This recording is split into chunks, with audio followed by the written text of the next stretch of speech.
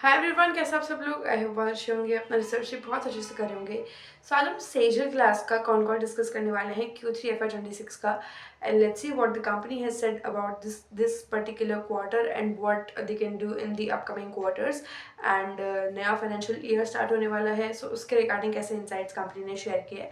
We can discuss all those things. And बहुत ज़्यादा लंबा कॉन कॉल इस बार नहीं हुआ है।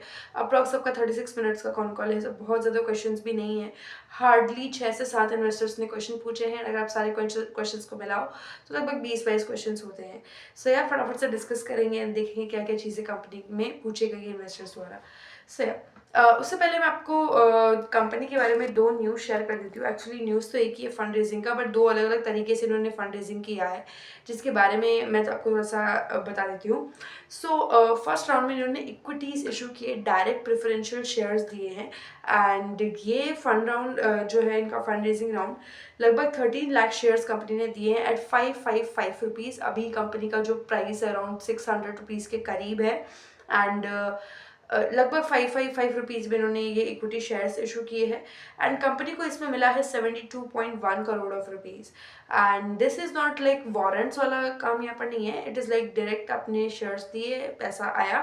So it's a very like fast process, right. And दूसरा जो राउंड है इन्होंने रेस किया है वारंट्स के थ्रू। सो वारंट्स में कंपनी ने लगभग 4 लाख वारंट्स इशू किए हैं। Actually, there's a mice just surrounding me again and again. Anyways, company ने लगभग 4 लाख वारंट्स इशू किए हैं आपके प्रेफरेंशियल के तरीके से, प्रेफरेंशियल शेयर के रूप में। एंड ये बाद में कन्वर्ट होंगे। सो अभी अगर आप देखोगे तो यहाँ पर भी इन्होंने वारंट जो है 555 रुपीज़ पे ही किए हैं, 555 रुपीज़ पे। एंड 22 करोड़ का टोटल फंड रेजिंग हुआ है वारंट्स वाला। एंड यहाँ पर अगर आप देखते हो कितना पैसा इनको मिला, तो लगभग 5 करोड़ इनको मिला है, 5.5 करोड़। तो आप दोनों को मिलाते हो तो 72 वो एंड 5.5 ये, तो ऑलमोस्ट 77.5 करोड़ रुपीज़ कंपनी को रिसीव हुआ है। एंड फ्यूचर में लगभग इनको 16 करोड़, लगभग 16.6 करोड़ और रिसीव होगा जब ये वारंट्स आपके कन्वर्ट होंगे। इफ़ यू रिमेंबर, वारंट्स में कैसे होता है, 25% आपका पहले होता है अपफ्रंट एंड लेटर 75 बाद में वो लोग 18 मंथ्स के अंदर अंदर रिडीम करते हैं, राइट। सो या एंड अगर आप टोटल इनका इक्विटी देखोगे कितना, मतलब लाइक इन्होंने कंप्लीट फंड रेज कितना किया in terms of numbers. So almost 94 crore का इन्होंने फंड रेज किया है, 72 crore from shares and 22 crore from warrants. So अगर आप देखोगे तो या कंप्लीटली देखो ना, यूज इन वेरियस वेज जो कि कंपनी ने फिर से बताए हैं। यहाँ पर कंपनी इसको एक्सपेंशन के लिए, एक्विजिशन के लिए, डेट रीपेमेंट के लिए यूज़ करेगी, right? And yeah, we can say that company has gotten sufficient amount of money for at least कुछ वक्त के लिए इनके पास में sufficient money है and they can use। and सबसे अच्छी बात है कि इनके पास में 72 करोड़ कैश आया, like hand to hand आ गया है। वो ऐसा नहीं है कि बाद में मिलेगा इनको, so they can use it as is। so yeah, now let's begin with question and answer session। so आपको तो पता ही होगा कि सेजल क्लास ने अभी रिसेंट में फायर वाले फायर बैंड ग्लासेस वगैरह के बारे में बात करी है, बुलेट प्रूफ ग्लासेस के बारे में बात करी है, जो एक्चुअली एक हाई मार्जिन सेगमेंट भी है and it's like value added product. So यहाँ पर वही क्वेश्चन पूछा गया है कि आपके जो हाई वैल्यू प्रोडक्ट्स है, fire rated glass, bullet proof glass and digital printed glass, so इनका रेवेन्यू पोटेंशियल कितना है, मार्जिन कितना मिल सकता है, एंट्री बैरियर कैसे हैं, लाइक बेसिकली कंपटीटर्स से अगर हम कंपेयर करें, एंड अब कब तक लॉन्च कर दोगे, वो सब चीज़ें आपके यहाँ पे पूछी जा रही है। सो एंड फेयर रेटेड के बारे में यहाँ पे इन्होंने बताया है कि हम एक स्पेन की टेक्नोलॉजी वाली कंपनी के साथ में काम कर रहे हैं, नाम इन्होंने यहाँ पे नहीं बताया है। एंड प्रोडक्शन हमारा इसका स्टार्ट होगा नेक्स्ट फाइनेंशियल ईयर के Q1 में, यानी कि Q1 FY 27 में लगभग ये आपके फायर रेटेड ग्लास का प्रोडक्शन जो है शुरू करेंगे। एंड यहाँ पर इन्होंने फिर बुलेट प्रूफ ग्लास की बात करी है, तो दे हैव सेड कि टेस्टिंग हमारा कंप्लीट हो चुका है एंड हम इसको मार्केट में सेल करेंगे। सो या इट्स लाइक कि बुलेट प्रूफ वाला इनका कंप्लीट है सेगमेंट। एंड डिजिटल प्रिंटिंग की अगर बात करते हो तो यहाँ पे बोल रहे हैं कि प्रोडक्शन हमारा ऑलरेडी स्टार्ट हो गया है एंड ये हमने स्टार्ट किया ग्लास टेक। अगर आपको याद हो, जो इन्होंने अभी कुछ समय पहले ग्लास टेक का एक्विजिशन किया था लगभग जुलाई के आसपास। सो उस वाली फैसिलिटी में ये लोग अपना डिजिटल प्रिंटिंग ग्लास का प्रोडक्शन शुरू कर चुके हैं। सो बहुत जल्दी ये हमको देखने के लिए मिलेगा। एंड इन्होंने बोला कि प्रॉफिट में अभी इसका कोई इम्पैक्ट नहीं है, इसका इम्पैक्ट आना शुरू होगा नेक्स्ट फाइनेंशियल ईयर में। सो ये अभी भी शुरू किया है कंपनी ने, बहुत ज़्यादा हम एक्सपेक्ट नहीं कर सकते। And let's wait for the financial next upcoming financial year. And easily अगर आप कोई भी नया प्रोडक्ट ऐड करते हो, अभी कोई छोटा मोटा कोई बिस्किट नमकीन नहीं है कि एक बार में ऐड कर दिया एंड आपको उससे अगले ही दिन रेवेन्यू मिलना शुरू हो जाएगा। यहाँ पर कंप्लीट काम चलता है ऑर्डर बुक के बेसिस पे एंड बड़े बड़े सप्लायर्स के बेसिस पे। देन रॉ मटेरियल प्रोक्योर करना, कई महीने पहले से आपको बना के रखना होता है, फिर आपका प्रोडक्ट आगे जा करके सेल होता है। सो इट्स लाइक कि it's a long time taking process, in easily कई महीने इस प्रोसेस में जाते हैं। सो एंड अभी इसका जो इम्पैक्ट ऑफ कोर्स हमको देखने के लिए नहीं मिल सकता, but at least we got an update about the new high value segment. So next question is about again same thing कि इसका मीनिंगफुल कंट्रीब्यूशन कब से आएगा। यहाँ पे पूछ रहा है कंट्रीब्यूशन कब से आएगा। So and company has answered कि इसका जो कंट्रीब्यूशन है हमारा लगभग FY27 के आसपास से आना शुरू होगा। FY27 Q3, सो FY27 Q1 में कंपनी इसका प्रोडक्शन स्टार्ट करके लॉन्च कर देगी, मेजरली आपके fire rated and bullet proof. And इसके बाद में आपका जो इसका कंट्रीब्यूशन जो है वो इनको देखने के लिए मिलेगा Q3 में। सो या still 3 quarters left, Q4 Q1 Q2, 3 almost 4 quarters left and almost 1 साल भी लगेगा कंपनी को इसके कंट्रीब्यूशन एकदम लाइक अपने रेवेन्यू में लाने के लिए। सो एंड यहाँ पर रेवेन्यू ने एक्चुअली प्रॉफिट के कंट्रीब्यूशन की बात हो रही है कि प्रॉफिट में कब तक कंट्रीब्यूशन आएगा। सो इजीली 9 to 12 मंथ्स लगने वाले हैं कंपनी को। एंड नेक्स्ट इन्होंने पूछा है कि कंपटीशन कितना है एंड आप चाइना से अगर बात करो तो चाइना से कितना थ्रेट है हमको। सो या एंड हमारा कंपिटिटिव एडवांटेज क्या है। सो यहाँ पे इन्होंने बोला कि मेजर कंपटीशन हमारा सेन गोबिन से है। अब सेन गोबिन सुन के आप शायद कंफ्यूज हो गए होंगे। Let me clear your confusion. Actually what has happened, आपको पता ही होगा कि कंपनी सेन गोबिन के साथ में भी काम करती है। अब सेन गोबिन को ही वो अपना कंपटीटर बता रहे। सो ऐसा क्यों है। सेन गोबिन से ये जो प्रोडक्ट लेते हैं, पहले आपको उस प्रोडक्ट को समझना पड़ेगा। ये लेते हैं एकदम बेसिक ग्लास, आपका जो रॉ ग्लास होता है वो ये लेते हैं, फिर उस पर वैल्यू एडिशन करते हैं। So saint Gobain is like their raw material supplier. And अब कंपटीशन में क्यों इतना मतलब इन्होंने बोला है सेन गोबिन का नाम, क्योंकि सेन गोबिन भी आपके हाई वैल्यू एडेड प्रोडक्ट्स बेचते हैं।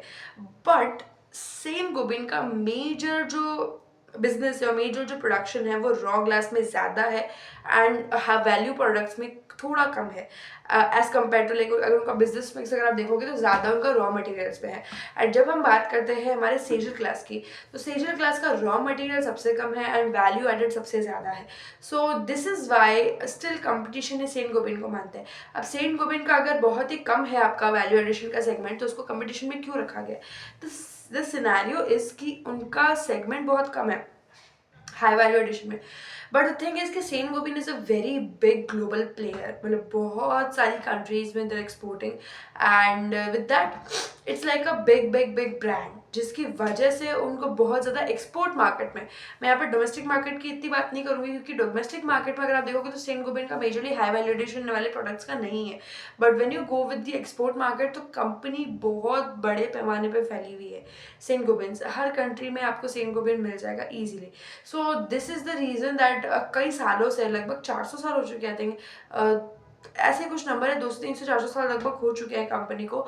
And this is the reason why Saint Gobain is a very big player and जिसकी वजह से एक रियल थ्रेट जो है वहाँ पे पैदा होता है। सो दिस इज़ वाई इन्होंने सेंट गोबिन को भी अपना कंपटीटर माना है। एंड फिर उन्होंने बोला कि चाइनीज़ कंपनी भी है बट चाइनीज़ कंपनी का इतना कंपटीशन नहीं है as compare to Saint Gobain. So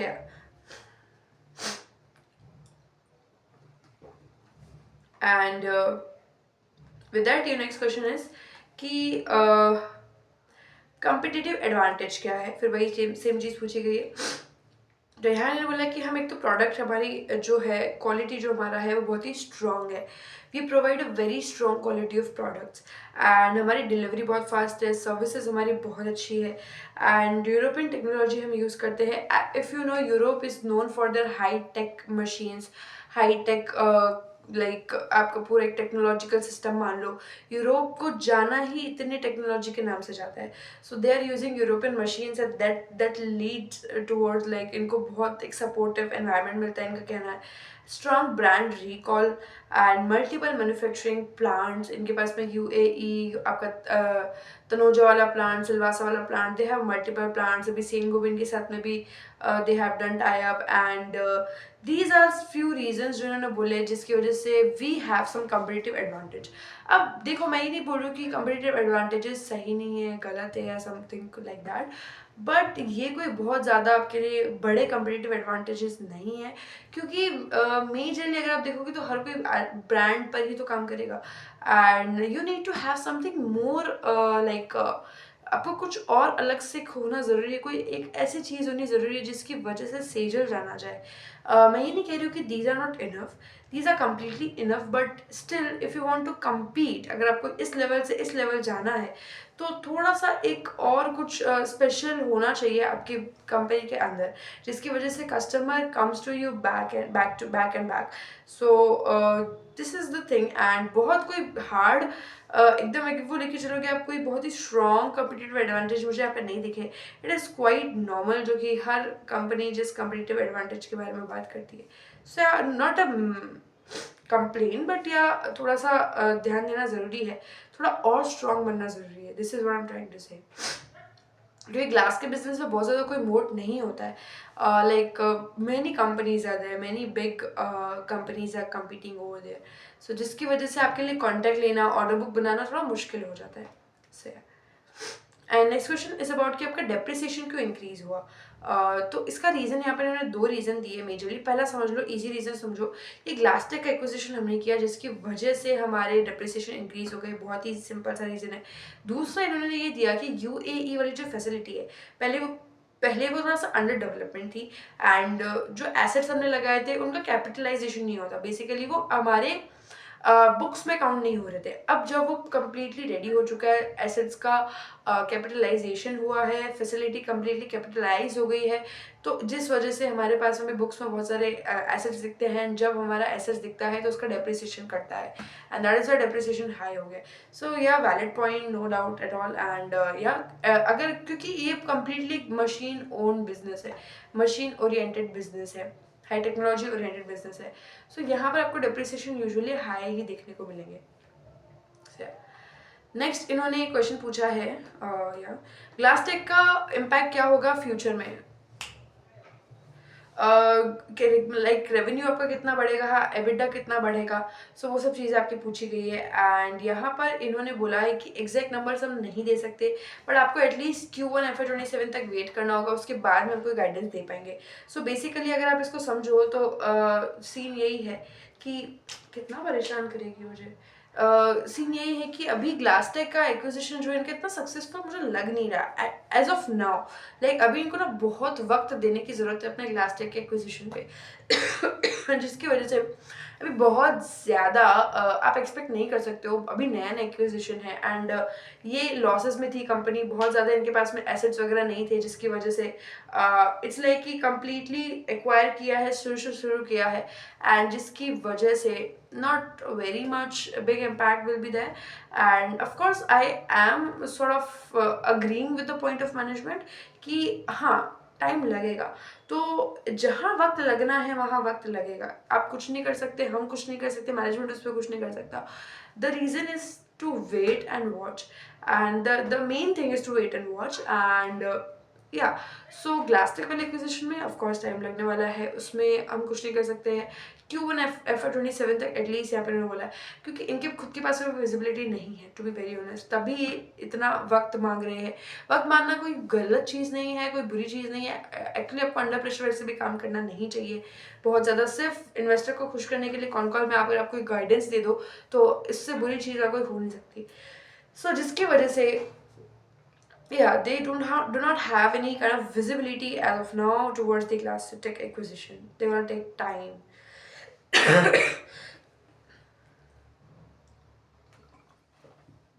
next question पूछा गया कि नेक्स्ट आपके फ्यूचर में डिमांड किस सेगमेंट से आएगी।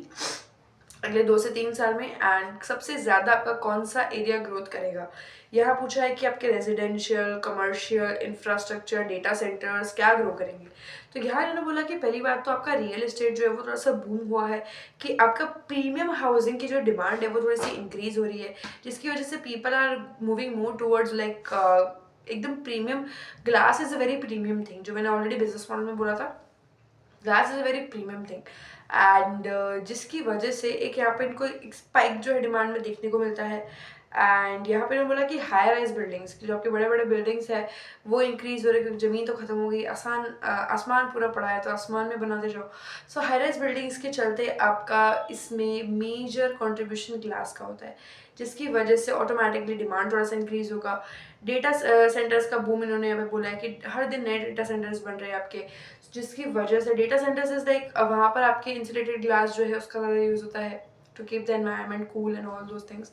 एंड फायर बैन ग्लासेस वहाँ पर यूज़ होंगे, आग लगी तो सब खत्म हो सकता है। ऐसे वैल्यू एडेड प्रोडक्ट्स का यूज़ वहाँ पर बहुत ज़्यादा होगा, एंड जिसकी वजह से यहाँ पर इनको जो है एक डिमांड जो है विजिबल दिखती है, जो कि कम्प्लीटली अग्रीड पॉइंट है, इनके लिए इस सेक्टर में डिमांड बहुत ज़्यादा है। एंड फिर उन्होंने बोला कि इंफ्रास्ट्रक्चर का ग्रोथ जो है वो भी बहुत ज़्यादा आ रहा है, airports, metro and basic infrastructure like hospitals and many things. ये ग्रो हो रहे हैं, जिसकी वजह से बड़े बड़े कॉन्ट्रैक्ट्स हमको मिलने के चांसेस बढ़ जाते हैं।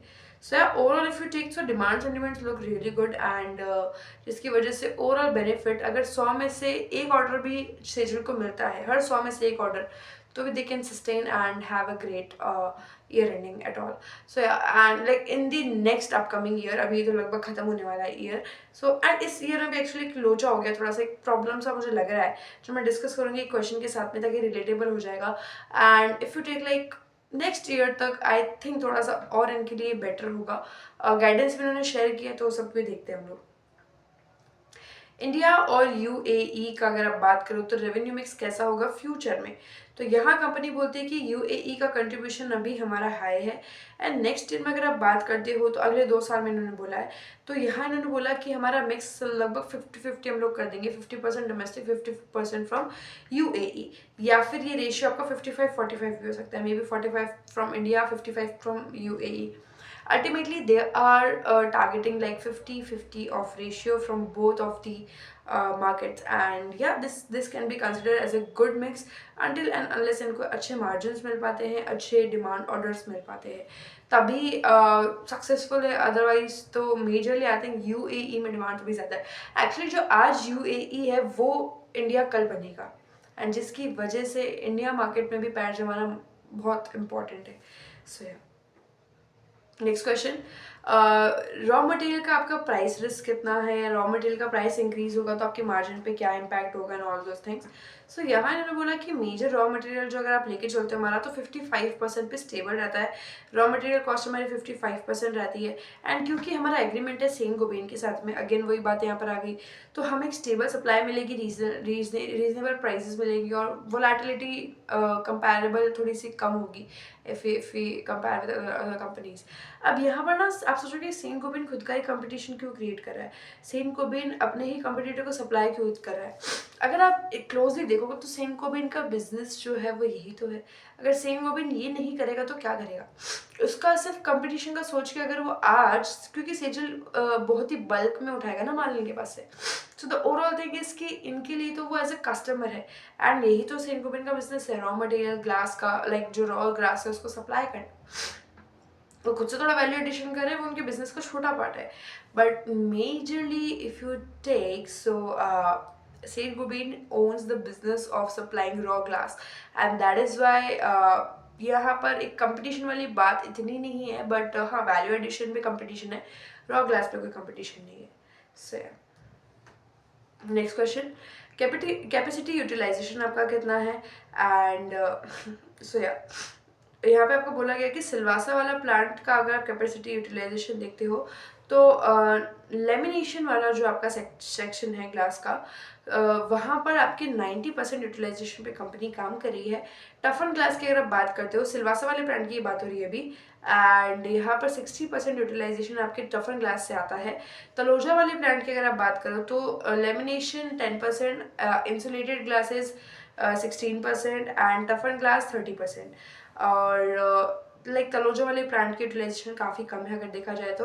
एंड यूएई प्लांट की अगर आप बात करते हो तो इंसुलेटेड ग्लास का जो यूटिलाइजेशन है वो 90% ऑलमोस्ट यूटिलाइजेशन है आपका। अगर आप ओवरऑल देखते हो तो सिलवासा वाले प्लांट की यूटिलाइजेशन बहुत ही सही है, बहुत ही ज़्यादा है। And Taloja plant is performing lower as compare to Silvassa and UAE almost full capacity पर रन हो रहा है। So yes, this is something really great about the capacity and yeah, Taloja plant need a lot of assistance क्योंकि वो plant आपका पहले भी कम utilisation पे था, अभी भी बहुत ही कम यूटिलाइजेशन पे है, जिसकी वजह से रेवेन्यू पे इम्पैक्ट ऑफ कोर्स होना ही है। तो हाँ, यूटिलाइजेशन बढ़ाना is of course a big concern. Next इन्होंने बोला है कि न्यू एक्विजिशन का आपका क्या अपडेट है। आपने लास्ट कॉन कॉल के दौरान बोला था कि आप नया एक्विजिशन का ड्यू डिलीजेंस कर रहे हो एंड उसका क्या स्टेटस है, कब तक कंप्लीट होगा, सो चीज़ें पूछी गई। अब मैं आपको बता देती हूँ, ये जो नया एक्विजिशन कर रही है ये भी थोड़ा सा सीक्रेट टाइप है। कंपनी ने भी डिस्क्लोज नहीं किया है कि क्या कंपनी है, क्या करती है। बेसिकली ग्लास का ही है of course, but the thing is कि बहुत ज़्यादा डिस्क्लोज नहीं दिया है, वही कंपटीशन वाला इशू यहाँ पर रहता है। बट यहाँ पे इन्होंने बोला कि इसका ड्यू डिलीजेंस कंप्लीट हो चुका है। ड्यू डिलीजेंस इज लाइक कि आपको सिंपल सी भाषा में बताती हूँ, जांच पड़ताल बेसिकली कि जो भी प्लांट है उसका यूटिलाइजेशन क्या था हमेशा से, कोई प्लांट में कोई लफड़ा तो नहीं है, या फिर कुछ प्रॉब्लम्स तो नहीं है, उसका कोई डेट तो नहीं है बहुत बड़ा, या फिर जो कुछ भी आपके प्रॉब्लम्स है सब कुछ, कोई केस तो नहीं चल रहा है कोर्ट में, ये सब चीज़ें आपकी देखी जाती है। फिर उन्होंने बोला कि अभी हमारा लीगल प्रोसेस चल रहा है, वैल्यूएशन सब डिस्कस कर रहे हैं, फाइनल रिजल्ट हम लोग 1 महीने के अंदर अंदर शेयर कर देंगे, 1 महीने के अंदर अंदर लगभग ये डील क्लोज हो जाएगी। So probably they will be having one more acquisition, but वही है कि एक्विजिशन फ्रूटफुल रहे end of the day, that is what we expect, right. बाकी देखते हैं क्या एक्विजिशन है, कैसा रहेगा, क्या इंक्रीमेंट आएगा इनके रेवेन्यू में उसकी वजह से। सो फिर उन्होंने पूछा कि फ्यूचर में रेवेन्यू ग्रोथ कितनी होगी। अभी कंपनी ने बोला कि FY26 में हम लगभग 400 करोड़ का रेवेन्यू जो है जनरेट करके देंगे। एंड अगर आप बात करते हो नेक्स्ट ईयर की तो लगभग 50%, सॉरी 25% की ग्रोथ आएगी। 400 का 25% हो जाता है आपका 100 यानी कि 500 करोड़ ये नेक्स्ट ईयर के लिए करेंगे। अब गाइडेंस तो अच्छी लग रही है, गाइडेंस तो बढ़िया लग रही है, बट प्रॉब्लम क्या है, अगले साल का छोड़ दो, इस साल की बात करते हैं। इस साल में अगर आप देखो तो सेजल ने अभी तक 77 in the June, 103 approx in this September and 100 crore in the दिसंबर। आप सबको ऐड करते हो, हालांकि इंक्रीज हो रहा है रेवेन्यू, नो डाउट, थोड़ा सा डिक्रीज हुआ है दिसंबर में, बट यही तो कंसर्न आता है क्योंकि अगर आप इन सबको ऐड करते हो तो number comes around your 77 then 103, that comes around 280 के आसपास ये नंबर आपका आता है। अब प्रॉब्लम यही है कि 400 करोड़ में से 280 करोड़ इन्होंने अभी तक किया है। अब 280 करोड़ के लिए अब उसको इनको बाकी करना है 120 करोड़। अब ये नंबर आगे पीछे हो सकता है, बट 120 करोड़ में लेके चल रही इनको करना पड़ेगा। वही तो सबसे बड़ा क्वेश्चन आता है, क्योंकि अभी तक कंपनी अगर आप देखो तो 120 करोड़ आज तक कभी भी हिट नहीं किया है। एंड 120 करोड़ अब ये नेक्स्ट क्वार्टर में करेंगे, तब जाकर के इनका ईयर एंडिंग गाइडेंस मीट हो पाएगा। अगर वो मीट नहीं होता है तो एक नेगेटिव सेंटीमेंट जो है सेट हो सकता है। इनको थोड़ा गाइडेंस कम रखना चाहिए था, 350 करोड़ रख के नेक्स्ट ईयर 500 करोड़ का टारगेट करते तो टारगेट भी बड़ा रखता एंड अचीवेबल नजर आता है इस साल के लिए। बट वही है, कहीं ना कहीं इन्वेस्टर के प्रेशर में आके उन्होंने ऐसा बोला है, तो फिर वही है टाइम के ऊपर ही भारी ना पड़ जाए। But this sounds risky now, क्योंकि इनको लगभग 120 करोड़ का रेवेन्यू जो है जनरेट करना पड़ेगा, जो कि थोड़ा सा इम्पॉसिबल सा ही नजर आ रहा है, क्योंकि आज तक कंपनी 100 करोड़ के रेवेन्यू से ऊपर नहीं गई है। फिर वही 10-12 करोड़ के लिए बिना बात का आपका रेवेन्यू, और वो साइकोलॉजिकल नंबर ऊपर से एक और है 400। फिर वही है, वो 4 नंबर आगे है, 4 नंबर नहीं मीट होगा, वो नहीं पकड़ में आएगा 4 नंबर, तो फिर वही है, लगेगा कि क्या किया कंपनी ने। तो वही एक नेगेटिव सेंटिमेंट आने के बहुत चांसेस यहाँ पे लग रहे हैं। एंड बहुत ज़्यादा यूटिलाइजेशन भी नहीं है, तो मैं बहुत ज़्यादा कॉन्फिडेंट नहीं हूँ अभी इनके ईयर एंडिंग के बारे में। नेक्स्ट क्वेश्चन है आपका, डेट रीपेमेंट का क्या प्लान है। एंड टोटल डेट लगभग 230 करोड़ यहाँ पे इन्वेस्टर ने बोला, एक बार देख लेते हैं कितना है।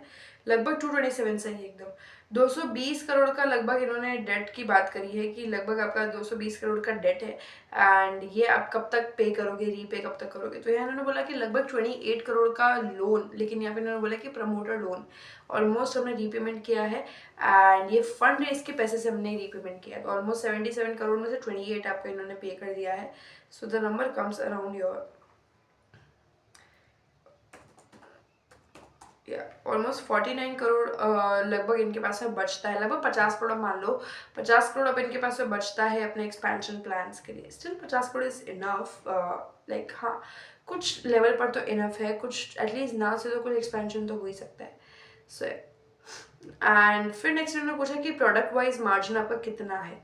अगर आप IG ग्लासेस की बात करो, that is insulated glasses and टफन glass की बात करो, सो इन सब का प्रोडक्ट मार्जिन कितना है। या इन्होंने बोला कि इंसुलेटेड ग्लास में हमारा सबसे ज़्यादा मार्जिन है, क्योंकि इंसुलेटेड ग्लास में हमारी सबसे ज़्यादा प्रोसेसिंग होती है, वैल्यू एडिशन उसमें सबसे ज़्यादा बिकने वाले ग्लासेस हमारे इंसुलेटेड ग्लासेस है। सो this is why insulated glasses में हमारा सबसे ज़्यादा मार्जिन है, एंड UAE में भी सबसे ज़्यादा आपके जो IG ग्लासेस है, इंसुलेटेड ग्लासेस, वही सेल होते हैं। So yeah insulated glasses is the king product of theirs, this is nice. And फिर उन्होंने पूछा कि फायर रेटेड और बुलेट प्रूफ ग्लास पर आपका मार्जिन कैसे होंगे, मतलब हाई मार्जिन रहेंगे या फिर ऑलमोस्ट सेम मार्जिन रहेंगे। सो यहाँ इन्होंने बोला कि एग्जैक्ट नंबर अभी हम नहीं दे सकते, बट हाँ आप मान के चल सकते हो कि थोड़ा सा हायर मार्जिन मिलेगा। अगेन कोई भी गाइडेंस या फिर कोई भी विजिबिलिटी नहीं दिया है, हो सकता है इनको खुद को भी कोई विजिबिलिटी नहीं हो। Still I am not complaining over the management, but the thing is कि थोड़ा मिल जाए तो बेटर है guidance. Otherwise it's okay if they do not want to share it now, and later on जब ये लॉन्च करेंगे। मैं इसलिए इसको यहाँ पे सपोर्ट कर रही हूँ इस पर्टिकुलर डिसीजन को, क्योंकि I want a realistic number, I don't want a dreamy number कि हाँ अगर इन्होंने बोल दिया कि 20% मार्जिन है, हम 20% का अनुमान लगा के बैठे हैं, जो एक्चुअली मार्केट में उतर रहा है तो हम फिर उसमें समझे कि हाँ कम है। बट इन्होंने मार्केट का रिसर्च किया होगा 110%, ऑफकोर्स किया होगा, they are owning a big company, तो इनके पास में एक अजम्पशन होना चाहिए। बट इनको ये नहीं पता था हमारा प्रोडक्ट कितना कर सकता है। This is why they have ignored about giving any margin guidance as of now, and देखते हैं क्या ये नेक्स्ट क्वार्टर तक दे पाते हैं नहीं दे पाते हैं। नेक्स्ट क्वार्टर तक तो नहीं मिलेगा, Q1 तक हम एक्सपेक्ट कर सकते हैं। नेक्स्ट इन्होंने पूछा कि कंपटीटर जो हमारे हैं लगभग 30 to 35% का EBITDA मार्जिन कमा रहे हैं, और सेजल अभी सिर्फ 17 to 18% के EBITDA मार्जिन पर है। सो क्या हम आगे चल कर के फ्यूचर में 30 to 35% का EBITDA मार्जिन अचीव कर सकते हैं या फिर नहीं। तो यहाँ इन्होंने बोला कि हमारा मार्जिन इंप्रूव हो सकता है, बट 1% से 17 to 18% का मार्जिन हमारा 18 to 19% के मार्जिन पे जा सकता है। बहुत ज़्यादा इंप्रूवमेंट नहीं होगा, ऑलमोस्ट 1% हम हमारा मार्जिन इंप्रूव कर सकते हैं। सो वही है कि बहुत ज़्यादा कोई बुलिश गाइडेंस नहीं दिया, इट इज़ लाइक बहुत ही इन्होंने एकदम लीनियंट गाइडेंस लेके चले हैं। एंड वही चीज़ है कि बहुत ज़्यादा बुलिश अभी कंपनी है नहीं, मतलब मुझे ना थोड़ा सा भी प्रॉब्लमेटिक लग रहा है Sejal, not because of the con call, but the thing is कि एक्विजिशन मुझे ना थोड़ा सा खा रहा है। एक्विजिशन इनका अभी थोड़ा सा फ्रूटफुल नहीं हो रहा है, जिसकी वजह से मुझे लग रहा है कि गाइडेंस मीट नहीं हो सकता, एंड गाइडेंस आगे चल करके मीट भी हो गया तो नेक्स्ट ईयर में मार्जिन सस्टेन नहीं कर पाएंगे। मुझे पता नहीं कैसा लग रहा है, एंड जिसकी वजह से अगेन वही है कि कॉन्फिडेंस मुझे नहीं आ रहा है एज ऑफ नाउ। एंड या बाकी तो हमको और जैसे जैसे कौन कौन होंगी क्लैरिटी मिलेगी। ऑफकोर्स मैं तो मैनेजमेंट के बीच में बैठती नहीं हूँ, तो मुझे कोई आइडिया नहीं है कि एग्जैक्टली अंदर क्या चल रहा है, एंड क्या ये 120 करोड़ का जो आपका टारगेट है वो अचीव कर सकते कि नहीं कर सकते। बोले 120 करोड़ करेंगे तभी तो 400 करोड़ होगा, तो वही क्वेश्चन दिमाग में आता है। सो या फिर वही क्वेश्चन उन्होंने पूछ लिया कि इंडिया में आपकी कैपेसिटी है फिर भी आप ग्रोथ क्यों नहीं दिखा पा रहे हो। इंडिया में इनफ कैपेसिटी है, प्लांट्स भी एक्वायर करें, फिर भी रेवेन्यू ग्रोथ नहीं आ रही, मार्जिन भी गिर रहे हैं। तो यहाँ इन्होंने बोला कि ग्लास टेक प्लांट्स हमने रिसेंटली एक्वायर किए हैं, ये लगभग हमारा जून जुलाई के आसपास एक्वायर हुआ है, एंड जिसकी वजह से अभी हमारे इसमें बहुत काम चल रहा है कि हम सिस्टम को रीअलाइन कर रहे हैं, प्रोसेस को फिक्स कर रहे हैं, मैन पावर फिक्स कर रहे हैं, मशीन का री इंजीनियरिंग कर रहे हैं, जिसकी वजह से काफ़ी सारी चीज़ें हमारी अटकी भी पड़ी है, एंड हम लोग बहुत ज़्यादा रिजल्ट दिखा नहीं पा रहे। वही तो मेन क्वेश्चन है कि एक्विजिशन कहीं बहुत ज़्यादा फेल ना हो जाए, वही प्रॉब्लम है। अदरवाइज टाइम तो लगेगा, वो तो चीज़ मैं भी मानती हूँ, ऑलमोस्ट 1 साल लगता है किसी भी दबे हुए प्लांट को वापस स्टार्ट करने में। So no issues, you can give like you can have assumption around June के आसपास, फिर से अगर हम मान लें तो 1 साल लगभग हो जाएगा ग्लासटेक के एक्विजिशन को। एंड प्रोबेबली उस वक्त तक अगर कुछ कर पाए तो ज़्यादा बेटर रहेगा। से नेक्स्ट क्वेश्चन कि ग्लास टेक के एक्चुअल मार्जिन आपके कितने हैं। तो यार इन्होंने बोला कि ग्लास टेक के एक्चुअल मार्जिन हमारे 2 से 3% के एबिडास। एंड यहाँ पर इन्होंने बोला कि ऑलमोस्ट नो प्रॉफिट बिजनेस है, almost like on an average ये 2 से 3% का मार्जिन तो खैर क्या ही होता है। तो ये चीज़ है कि ग्लास टेक वाला एक्विजिशन भी बड़ी बड़ी परेशानी सी चीज़ है, एंड जिसकी वजह से वही है कि ओवरऑल रेवेन्यू आपका ड्रैग्ड नज़र आएगा आपको से। फिर उन्होंने पूछा कि नेक्स्ट आपका फ्यूचर में अगर आप इंडिया बिजनेस की बात करो, डोमेस्टिक बिजनेस की बात करो, तो कितना ग्रो कर सकता है, मतलब इंडिया का मेन बिजनेस का पोटेंशियल क्या है। सो यहाँ इन्होंने बोला कि लगभग 150 करोड़ का जो रेवेन्यू है वो हम सब इंडिया से जनरेट करेंगे, एंड 15% के एबिटा मार्जिन आपके लगभग हम जनरेट करेंगे from the India business. So हाँ, थोड़ा सा इन्होंने अभी गाइडेंस दिया है about the Indian business, like basically आपका domestic business, but domestic business भी आपका एक्विजिशन वाले ब्रांड से ही आएगा। I am not doubting on the company, but वही है कि कहीं ना कहीं क्योंकि अभी तक चीज़ें हुई नहीं है, इट इज़ डिलेड, जिसकी वजह से अपने आप मन में एक क्वेश्चन आ जाता है। एंड देखते हैं 150 करोड़ का रेवेन्यू इस बार कर पाते नहीं कर पाते, आगे चल करके कर पाते नहीं कर पाते। सो नेक्स्ट क्वेश्चन आपको पूछा गया कि वंदे भारत प्रोजेक्ट जो आपका है उसका क्या अपडेट है। सो बेसिकली इनको वंदे भारत का भी कॉन्ट्रैक्ट मिला है, एंड यहाँ पे इन्होंने बोला कि अप्रूवल हमको मिल चुका है, सप्लाई भी स्टार्ट हो चुकी है, बट अभी कंट्रीब्यूशन हमारा उसका बहुत ही कम है। दैट मीन्स कि अभी इनका कॉन्ट्रैक्ट बहुत छोटा है, बहुत ही छोटे स्केल पर ये काम करे। एंड अभी रेलवे बिजनेस इनका अभी अभी अभी इनको मिला है, सो इज लाइक कि that gonna take time to become large. But हाँ, एक चीज़ अच्छी है कि इनके लिए एक वर्टिकल ओपन हो गया एक और, सो एक अच्छी चीज़ है। नेक्स्ट क्वेश्चन उन्होंने पूछा है कि यूएई बिजनेस का आपका फ्यूचर प्लान क्या है। 90% यूटिलाइजेशन पे अभी है आपका, तो आगे चल करके ग्रोथ कैसी होगी। बेसिकली 90% यूटिलाइजेशन पे है तो वो विंटेज वाली बात आ जाती है कि अगर आपका कंप्लीट यूटिलाइजेशन पे अगर आप काम करें तो आगे से ग्रोथ कहाँ से लेकर आओगे। तो यहाँ इन्होंने बोला कि हम एक नया इन्वेस्टमेंट कर रहे हैं एंड कुछ नए लाइन्स हम ऐड कर रहे हैं, जिसकी वजह से मतलब जिसमें हमारा लगभग एडिशनल रेवेन्यू हमको मिलेगा 45 to 70 करोड़ का। तो ये अच्छी चीज़ है कि that they are adding some capacity. But आप अभी अभी का अगर आप देखते हो तो UAE is the main backbone and support of the revenue. अभी मेजर रेवेन्यू इनको अपने यूएई वाले बिजनेस से आ रहा है, डोमेस्टिक से इतना नहीं आ पा रहा है। Anyways let's see how they can do with their domestic business. Next question 25% के साथ अगर आप बात करते हो, अगर हम 25% से ग्रो करेंगे तो मार्जिन भी बढ़ेंगे क्या। तो यह इन्होंने बोला कि अगेन हाँ, थोड़े बहुत मार्जिन बढ़ सकते हैं 0.5 से 1%। पहले इन्होंने 1% बोला, अभी 0.5 से 1% पर आ गए। सो वही है कि हम ज़्यादा एक्सपेक्ट नहीं कर सकते अभी कंपनी से, थोड़ा सा मैनेजमेंट खुद कंजर्वेटिव हो रहा है, तो हाँ बहुत ज़्यादा हम लोग नहीं एक्सपेक्ट कर सकते अभी के लिए। कि हाँ, कॉन्फिडेंस इज लाइक बहुत ज़्यादा नहीं आ रहा है मुझे भी कंपनी में। एंड फिर उन्होंने बोला कि एक्सपोर्ट रेवेन्यू आपका कितना है। एक्सपोर्ट रेवेन्यू की यहाँ पे इन्होंने बात करी है, लाइक आपका सॉरी कंट्रीब्यूशन कितना है एक्सपोर्ट रेवेन्यू का। तो यहाँ इन्होंने बोला कि 10%। अभी एक्सपोर्ट रेवेन्यू वो नहीं है कि बाहर से जो हो रहा है, ये बोल रहे हैं कि इंडिया के प्लांट का कितना परसेंट आप बाहर एक्सपोर्ट करते हो, वो रेवेन्यू पूछ रहे हैं। तो अगर आपका 100 ग्लास बने तो उसमें से लगभग 10 ग्लास आपके एक्सपोर्ट हो जाएंगे। सो या this is the thing, this is the number which they have share, लगभग 10% का कॉन्ट्रीब्यूशन अभी इनका एक्सपोर्ट का है। So yes.